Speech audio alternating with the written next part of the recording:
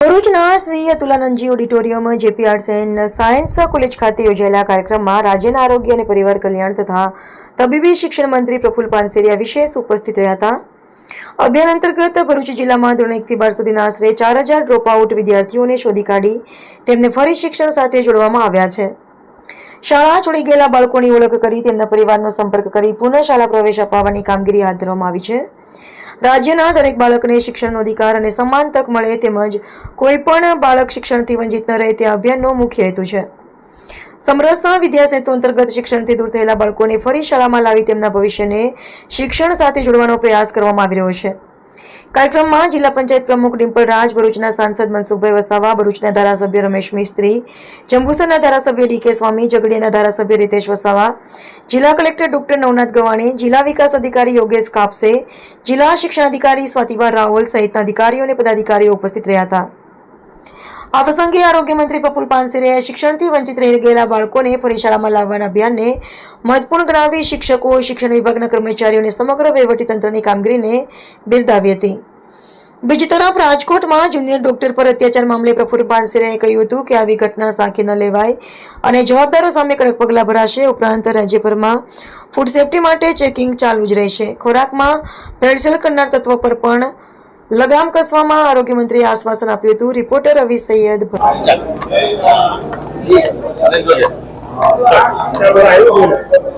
આવો સ્વામી.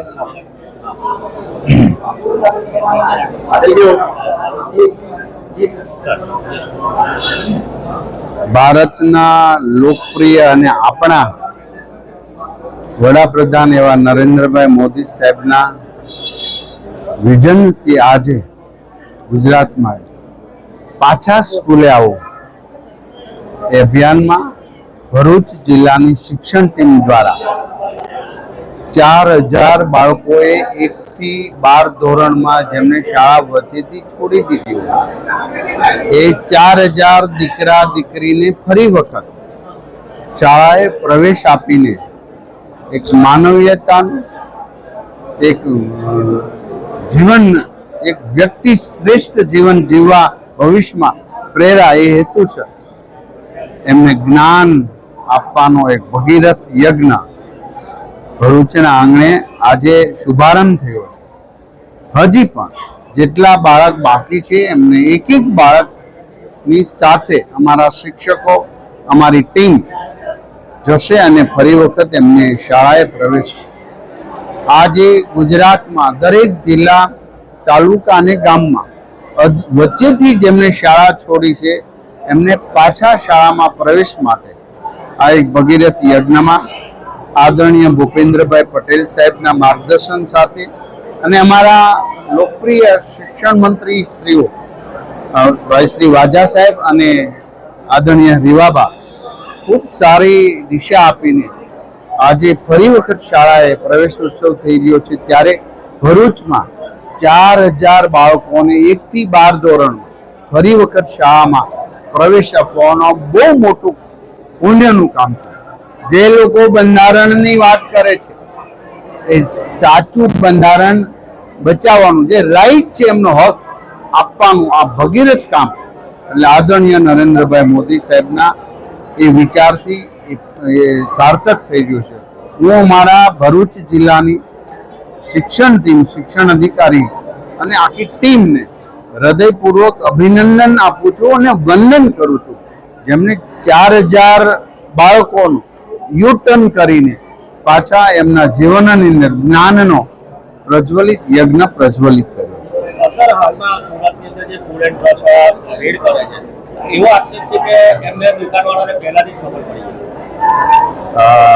તમે જોતા છો 4 મહિનાથી સતત ને સતત અને મીડિયા એ એમાં જાગૃતતા દાખવી છે.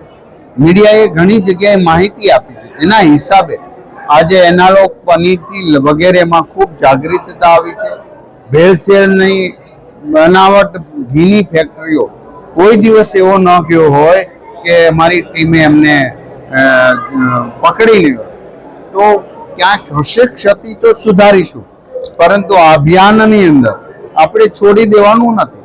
કદાચ એકાદા હશે તો એને સુધારીશું, પરંતુ લોકો શુદ્ધ ખાય, લોકો વેચે પણ શુદ્ધ અને ખાય પણ શુદ્ધ, આવી જાગૃતતા આવે તો એ જાગૃતતામાં મીડિયા જે સહયોગ આપી રહ્યું છે એમને વંદન કરું છું. અને ફરી વખત કહું છું, ગુજરાતની અંદર તમામ રેસ્ટોરન્ટો, બનાવટી ચીજો વેચનારા, શ્રાવણ મહિના જેવા પવિત્ર માસની અંદર જેઓ ફરાળી વસ્તુમાં ભેળસેળ કરનારાને પકડી રહ્યા છીએ. રોજે ટનબંધ વસ્તુ પકડીને ફેંકી રહ્યા છે.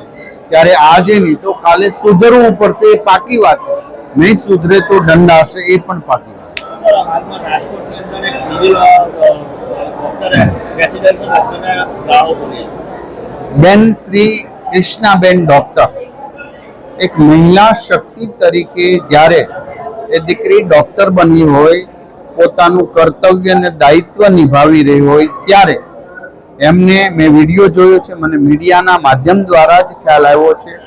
એ વિડીયાની અંદર એક મહિલા શક્તિ સાથે છાજે ને એવું ગંભીર પ્રકારનું કૃત્ય કરનારે ડોક્ટર અને વિભત્સ વર્તન કહી શકાય, આ વર્તનને સાંખી લેવાશે નહીં. ચોક્કસ પ્રકારે એ બેન સાથે મેં ટેલિફોનિક વાત 1.5 કલાક પહેલા કરી છે. બેનને આશ્વાસન આપ્યું છે, તમે મહિલા શક્તિ તરીકે તમારી જે તમે ભણ્યા છો એ સેવાના માર્ગે એ જ દવાખાનાની અંદર કામે લાગો, અને તમારી સાથે ગેરવર્તન કરનારને અમે ચોક્કસ દંડીશું અને સાંજ સુધીમાં એનું અમે પરિણામ આપીશું. શું બિલકુલ તમામ જગ્યાએ ચોમાસામાં પાણીજન્ય રોગો થતા હોય, મચ્છરજન્ય રોગ.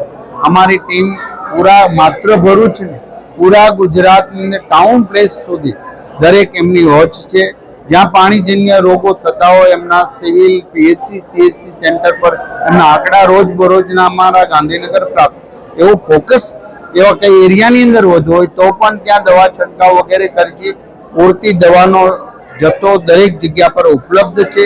અને માત્ર પાણીજન્ય રોગોનું ચોમાસાના સમય દરમિયાન ખેડૂત પરિવાર જ્યારે ખેતરમાં હોય, કામ કરતા હોય, તમને ઝેરી જંતુઓ કરડે અને કે સાપ, વીસી, એમની પણ દવાઓ વગેરે 108 અને પીએચસી, સીએચસી સેન્ટરો પર ઉપલબ્ધ છે. દરેક 108 ની અંદર અમે આ દવાનો વ્યવસ્થા કરવી છે.